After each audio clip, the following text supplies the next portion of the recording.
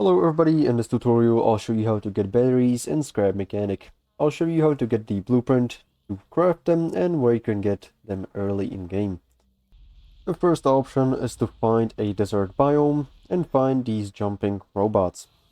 Now, you'll just want to go ahead and kill them, and there is a chance that they will drop a battery.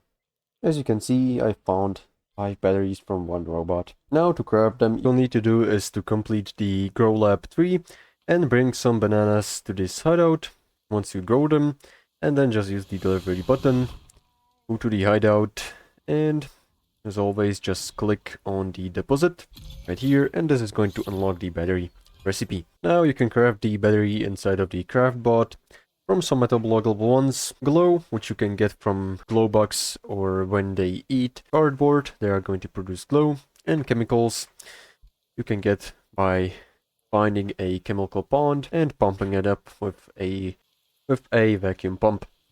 So this is pretty much all how to get batteries and Scrap Mechanic. Make sure to like and subscribe if you found this helpful, and see you in the next one.